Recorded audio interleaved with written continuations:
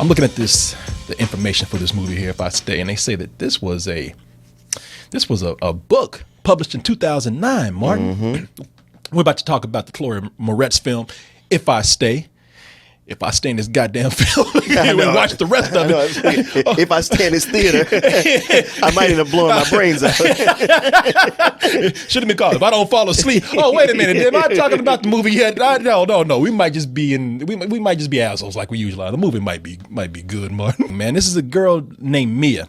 She's got a cool ass family, man. They used to be rockers. Right. They used to be rockers, and they said, "Man, okay, you know what? We're giving up the rock and roll lifestyle to have some rock and roll kids."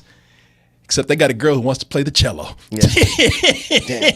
I was hoping for the guitar, but she picked the cello. They want kids who go out and smoke dope and have That's sex true. and drink all night and then play. They wanted to play guitar and then overdose. But fuck, man, we got a girl who gets good grades and plays the cello. Shit. Damn it, she's really good at it. And that's why, because of this kid, that's why they went on the road. They steer into a truck hoping to kill the little girl. But it doesn't work. Instead, they end up getting killed. And young Mia, she has the unfortunate experience of witnessing everything out of her body. She sees her parents being taken in, her parents possibly dying. And then she sees herself lying there in a coma, unable, helpless to do anything for anyone. Yeah. God damn, what happened to that bitch right there? Oh, that's me. Oh, yeah. Oh. Yeah. Like, and shit, you old fuck. Help! But it might be for the grace of a fair prince to come in and give her comatose ass a kiss.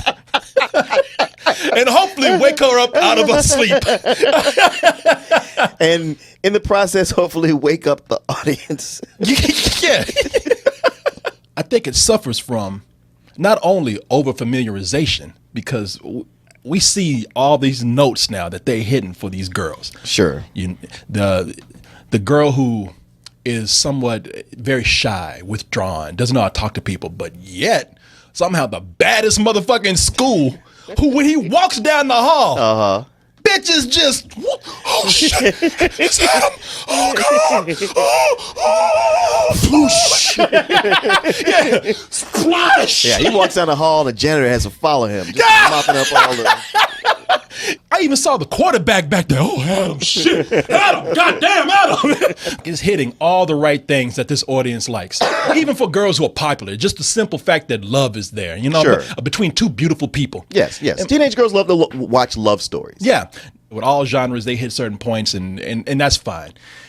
The problem with this is that Mia in this movie, I mean, she just had a car wreck. She's pretty much a ghost. And she is boring as hell. But the lamest ghost ever. Like, you would hope that if you were a ghost, you at least have, like, you can float, you can go through walls, you can float, you can affect things. No, she walks around doe-eyed, just looking. We saw that with The Lovely Bones. And it did not work then either. And that was Peter Jackson working his ass off to do it. Martin, you're right. You're like, damn, I'm fucked up. Damn, mom and dad don't know how to drive. The fuck where'd y'all get y'all's license from? No, but you make a good point, man. Keep going. I'm sorry. Oh yeah, with Lovely Bones. As much as we wanted to like that movie, and it had an interesting story behind it, but it was just kind of like, it's from this teenage girl's perspective. It's just not that interesting. This movie, even more so, or less so, however you look at it, her life, okay, she can play the cello. Her boyfriend is the hot guy at school. Beyond that, there ain't a lot going on. She's got accepted to Juilliard. He's in a shitty band that's going to get some play in Seattle. And like, okay, that means they're going to have to split up at some point. And they're pouting about it. That's about it. Both of them whiny as shit, but I can understand Mia. Mia's just kind of been withdrawn. This is the first time really having somebody notice her. I can see her want to hang on to that shit. But Adam, Pussy Magnet Adam, is the biggest bitch in this movie, man. Yeah. How come Adam has trouble meeting girls? Why does he meet this one girl? Because Adam has pissed off every girl in that fucking high school. Every girl's like, fuck, man, you a whiny bitch. And clingy as hell, too. You were cool at first, Adam, but you got to stop calling me, man. Yeah. With these issues you got. And that's the thing. Oh, I forgot about his issues. His issues. Adam has issues, like he has abandonment issues, big time. like a fucking puppy. You got accepted to Juilliard and you didn't tell me? Bitch, shut your ass up. Am I crazy, or did you say that us getting a place together would be perfect? Huh?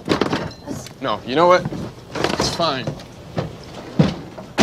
Whatever. Wow, shut up. You know, that's how you know the person know they're wrong, because all they can say back is whatever. If your boyfriend's vagina is bigger than yours, leave him. Leave that fool, man. It really is. Like, you had to go and have an accident and be in a coma.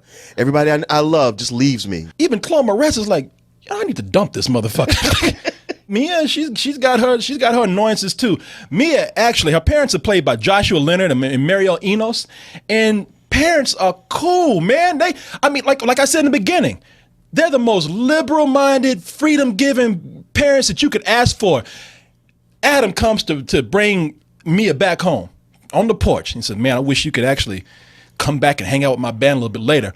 Mom is behind the curtain like, yeah, get the fuck out of here. Yeah, she's like, yeah, I don't know. My parents want me to stay here. No, you could go. Adam's like, what the fuck? They said you could go. And she's like, I got homework, okay? I just got to go. And Adam's like, he's confused. He's like, the fuck did I do? All right, then. Adam walks away, smells his armpits. Did I? Okay, what? There's going to be plenty at the party anyway. But then Mia turns around, looks at our parents, and the parents are confused. We said you could go. And Mia's like, you know what? Thanks for telling me I can hang out with my boyfriend late. God, hate you. You know, did I miss something? The fuck? Man. What kind of bizarro world did I just see? Maybe that's the key to having good kids. You just need to be the most fucked up rock and roll parents and just... Where they're the ones like, well, somebody's got to be the responsible ones around here. Exactly. And you know good and well, if mom and dad had known they would have had a cello baby, they would have dropped that motherfucker off at the nearest nunnery or church parking lot. As an infant, that baby would have been 6 days old in the dumpster behind the church somewhere. Yeah. For what it's worth, she's a good kid. I mean, the movie isn't really all that annoying except for small parts like this that we showed you. It's just that Mia is so goody-goody to the point where there doesn't seem to be any real reason to care for her because she seems kind of flat. Well, okay, flat is the operative word here because just like what we saw with that fight, that's really the biggest conflict. And you go like, well, what about the accident with everybody dying? No, that's actually, while that should be the biggest conflict, the biggest conflict is that fight they had right there. I think back to The Fault in Our Stars. Yes. Which, I was so about. Yeah. And I see this movie, and I want to go back to A Fault in Our Stars and go like, hey, I apologize. I'm giving you an extra point. These are kids with cancer. Mm-hmm. And they ain't complaining about shit. Yeah. I mean, they're having a hard time, but True. they know, like, man, I'm going to die soon. Right. I better get on the get-go right now and get what I want. They ain't fucking walking down the hall, woe is me.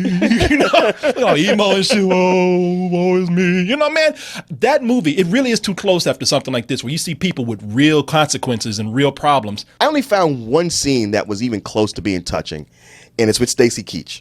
And it's something about Stacy Keach where you bring him in, like with Planes, where it's like, man, this movie's pretty flat, but Stacy Keach has that one scene that actually means something. Because he's an old motherfucker and you believe him. Yeah. He's had some experience in life. Yeah. When he's crying, because most of the time, Stacy Keach is a tough guy. Most of the time, if you try to tell him something, he's like, fuck you. That ain't important. If he's crying, then that's some shit really went down. Yeah. The movie has about 5, maybe, musical numbers in it. Mm-hmm. Or maybe even more. And the ones that are Mia playing the cello are fantastic because whoever's playing that cello they're burning it. Look at you all cultured, man. Yeah, man, they're doing a great job. I was wondering why you came to the screening in a tuxedo.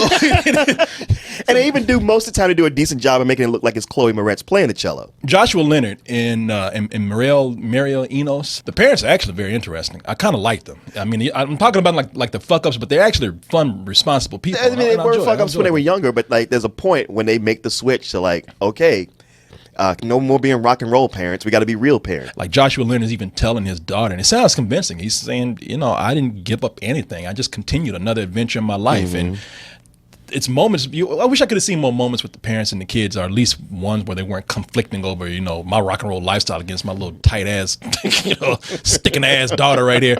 If you're at home lying on the couch, pick up the remote control and just continuously flip through MTV, CW, and Lifestyle continuously. And you'll get everything you need Play right roulette. there. Yeah, yeah. And you know what? You might pick up some other movie ideas while you're doing that. You might write a book before in about an hour. You might actually have a novel. So, yeah, I mean, the rating is rental, but really, Yeah, I guess if you just looking for a reason to cry, that might be a reason to see it. But other than that, I give it a rental. Yeah. I'm so close to saying a low rental, but I'll just say a regular rental. yeah, just regular rentals. If I stay, I was trying to stay with this film, man, as in stay awake, because I was like, and Martin looked at me, and normally Martin would wake me up, but Martin was like, well, if he's gonna sleep, see you in dreamland. You ain't lying, man. That was my thing. I was doing this nod, and I was like, oh, he's gonna poke me in a second. I look over, and there you were. Shit. And I was like, oh, okay. Well, then Yeah. game on. Unless I'm poking with my forehead when I'm. You feel that big peanut boulder come down on your ass.